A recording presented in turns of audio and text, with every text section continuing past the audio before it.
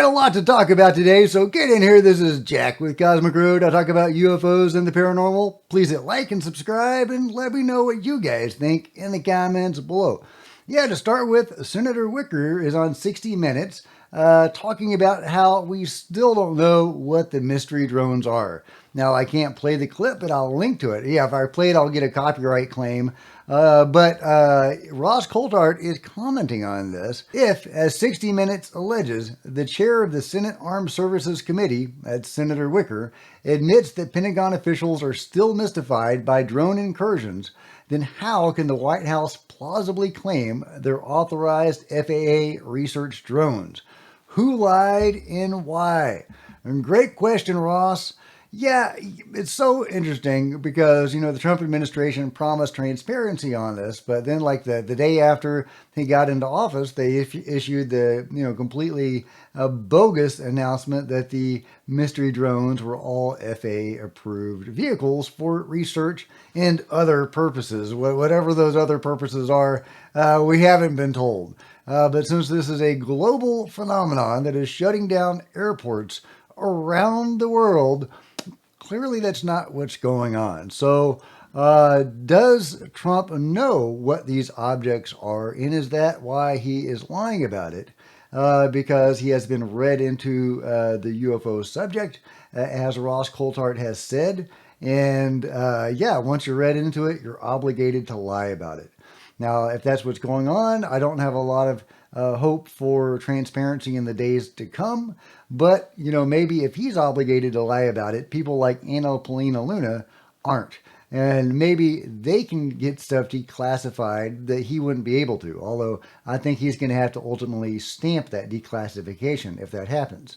Will he be allowed to do that if he does have some restrictions on what he can say? I don't know, but there's definitely some shenanigans going on.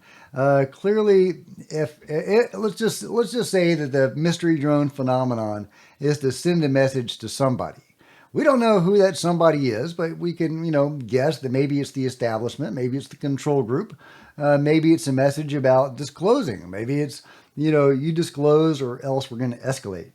And indeed, they may have been escalating, shutting down more and more airports and so on. Not directly shutting them down, but by creating unsafe air conditions over the airspace of these airports, they are shutting down. So, we don't know what's going on, but if this is to send a message to somebody, then surely that individual or that entity has gotten that message. What are they doing with that message behind the scenes? Are they going to do something?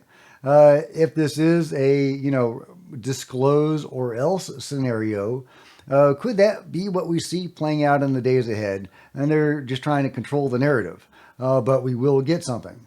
Well, I guess we'll find out, right? I guess we'll find out. But speaking of FAA approved research drones, Think Tank is sharing this video of what sounds like an airplane, but I've never seen an airplane like this.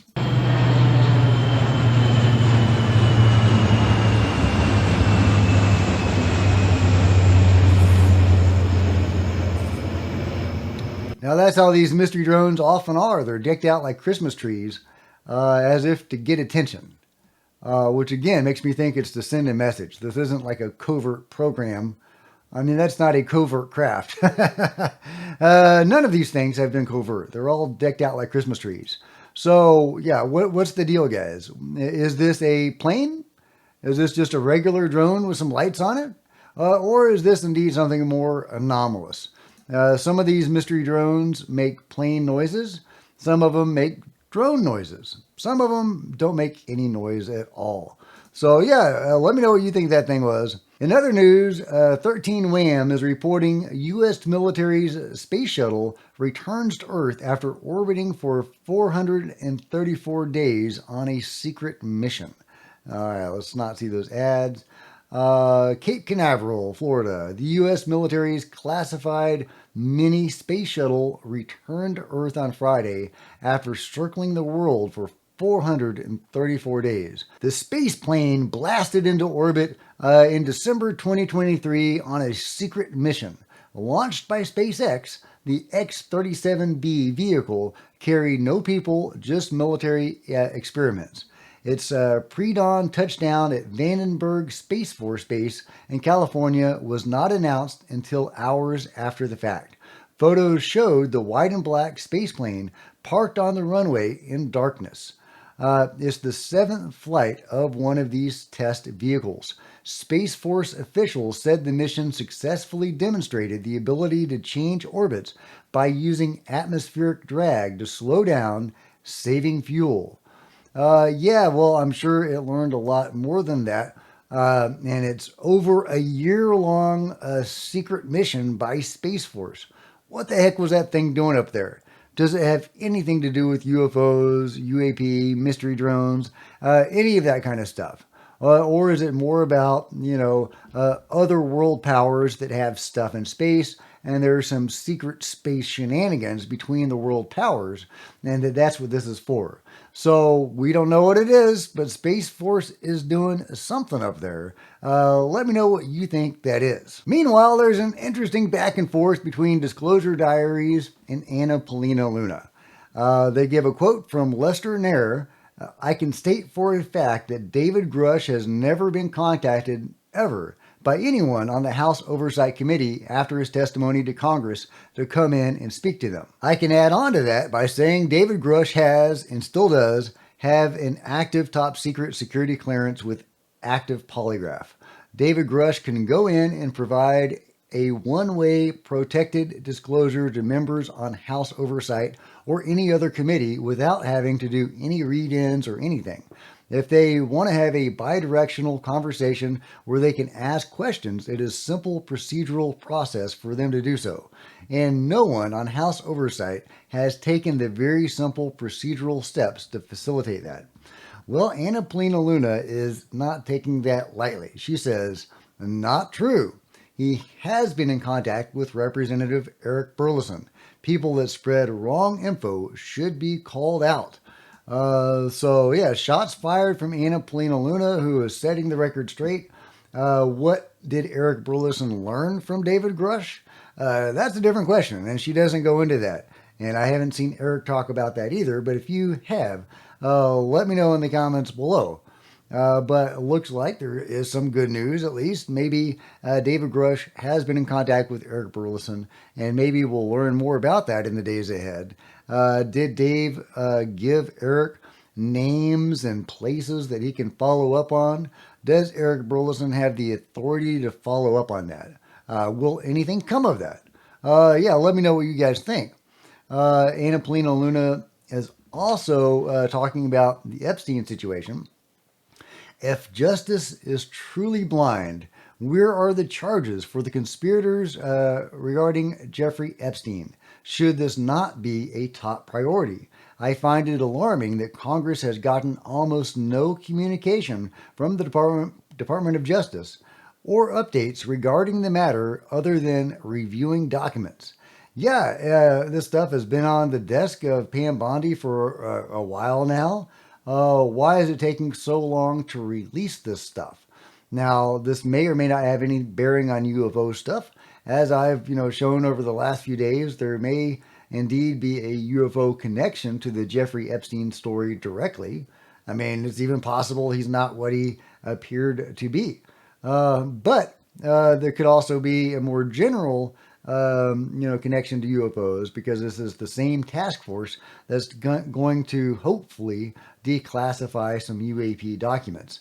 And if this is the, obstruction they're facing with, Jeffrey Epstein, is this the same sort of obstruction they're going to face with UFO stuff? I guess we'll have to see. It's only going to last 6 months, this task force. So we'll have to see what they can accomplish in that time. At the moment, not super encouraging. Meanwhile, in more encouraging and exciting news, Ronnie Vernett's documentary is finally out. I'm excited about this. I hope there's going to be an English language version of it. But yeah, Ronnie Vernet is the reporter that went down to the Amazon to document the UFO flap they were having, I believe, in Brazil. It was actually in Peru, in Brazil, This was shortly after the face peeler phenomenon. And but they were experiencing just regular UFO stuff, and he went down there to document this flap in the Amazon. And he said he was going to release a documentary about it. And it's finally out. I can't wait to see it. Not only was he able to get testimony from the villagers, he was also able to get video that some of which he shared. He also experienced poltergeist-like activity. Unclear how much of that is going to be in the documentary, but UFO stuff and poltergeist or metaphysical stuff often go together. So that'll be really interesting. I can't wait to see it, and I'll link to this, and you can follow the link to uapbrazil.vhx.tv. That's where the documentary is. I asked him if it was going to be on Amazon, since that would be thematically appropriate, but he said no, it's a small documentary with no resources, and it's not going to be on Amazon. But it is going to be here, and I'll link to it below. Of course, the other documentary that everybody is excited about is Age of Disclosure. I can't wait to get my eyes on this thing. Of course, cynic or critic, skeptic, the average Chris, is saying it's basically former government employees sitting around a campfire telling stories and saying, "Trust me, bro, it's real." Okay. Joe Murgy fires back at this, though. He says, nope. Jay Stratton said he told Congress exactly where to look so they could confirm it and not have to just trust him and others. And he said they were denied access. If that's true, what do you suggest they do?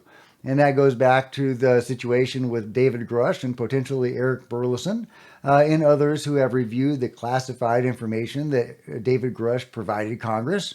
Do they have the authority or the ability to act on that information?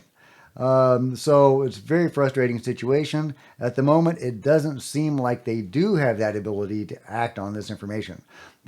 Some of them have names and places, locations where they can go, but they can't go there and they can't get their hands on these reverse engineered UFOs, or the UFOs that they were reverse engineered from, or anything else. What will it take to change that? I think the answer to that is pretty important, and we may need to understand that and see if there's a way to promote getting past that. If it's, writing letters to Congress or the president or something like that, if there was some sort of grassroots movement to push through that, if we could let the powers that be know that we were really interested in this and we did want to push past that obstruction and that obfuscation, maybe that would be helpful. But yeah, I think that's where we are now. That's what it seems like, is that certain members of Congress do have access to this information, but they can't do anything with it. Meanwhile, check this out from Peter Maxwell Slattery, one of my favorite experiencers. He says UFO, UAP, NHI communication signal occurs at the exact time that Peter said it would during a CE5 Skywatch at Jaya Sanctuary on February 22nd. All right, let's take a gander. Nah, there it is. That's there. What time is it? 9:45. 9:45. Yep. Over here. Yeah. Yep. Yep. Stanley, point it. That's it. Come here, Jen. We used to say Nah, there it is. That's. All right, so I guess that's the object we're talking about. And apparently Peter was told, or some entity communicated to him, or he divined it some other way, that this object was going to appear at 9:45, and it did. Pretty cool sighting, Peter. But getting back to the battle over disclosure, John Stewart says, yeah, there's a war over disclosure in the government. Do you want to stir the hornet's nest now? Give me the cold truth, John. From what I was told, after the TikTok video, a line serving officer at the Pentagon in this program, the extraterrestrial program, was handed a document that would implicate him if it went bad, life imprisonment. And he pushed the document back and said, I'm not signing it.